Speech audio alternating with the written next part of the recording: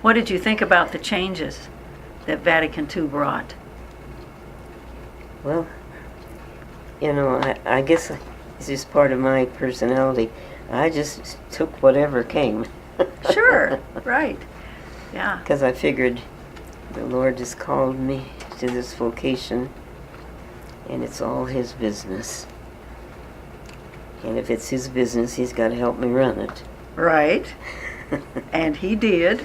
Well, He certainly did. Oh, that's wonderful.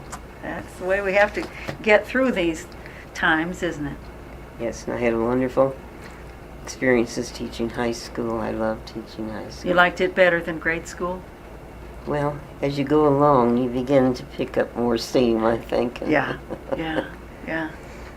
But along with that, another big joy of mine during those years was that I branched out in doing hospice work. Okay. That was the joy of my life too. And I'll treasure that time forever. Because I had to learn how to drive so I could get to the places. Oh, wow. Who taught you to drive? I think it was just the people I was living with at that time. Yeah, they just said, okay, it's time, and here's the car, huh? Oh, I had to have some help. Sure, yeah. But I needed it especially.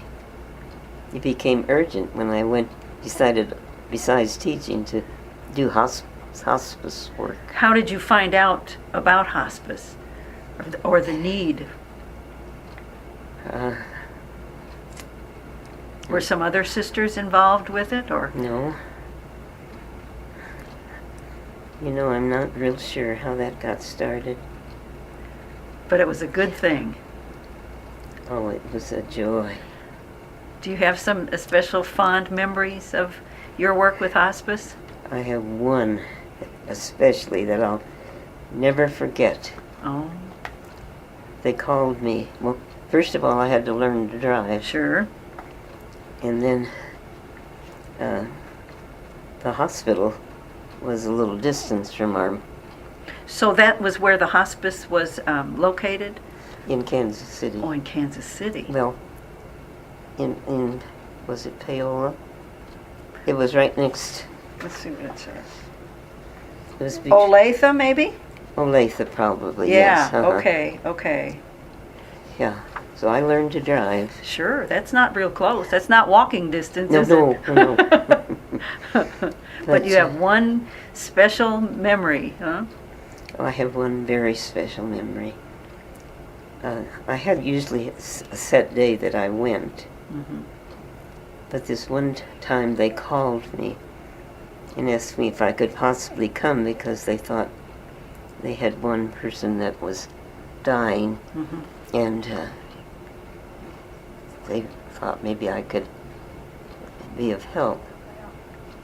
So, see, I had learned to drive by now. Sure. So I drove to to Osawatomie. And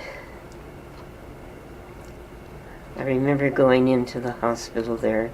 So the hospice patients were in the hospital. They weren't in their homes? No. Oh, okay. I went in to the hospital there, and they took me to the room of this one woman that they were afraid was dying, and they couldn't make any contact with any other person. Uh-huh. And it wasn't one that I had seen before, because I had a regular group that I went to see. Mm-hmm. And I'll never remember, I walked in, and they showed me where her room was.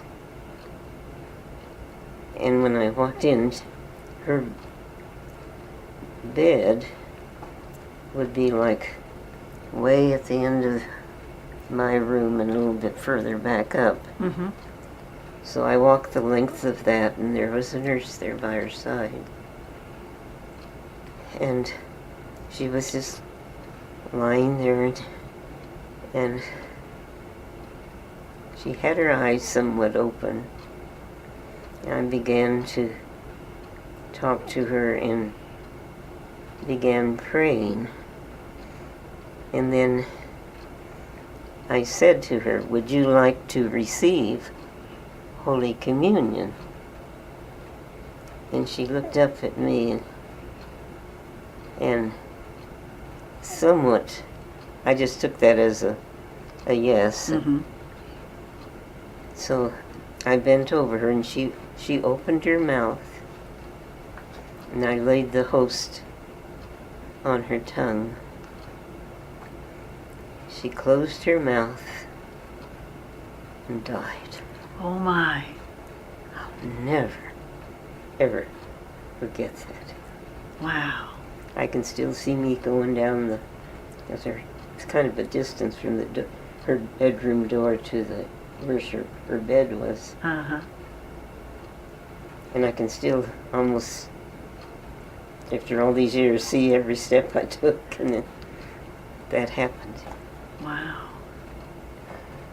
And then I stayed, and then the family came. I helped them get her clothes and things ready. Oh, good. But I think that was the experience of my life. Wow. Yeah.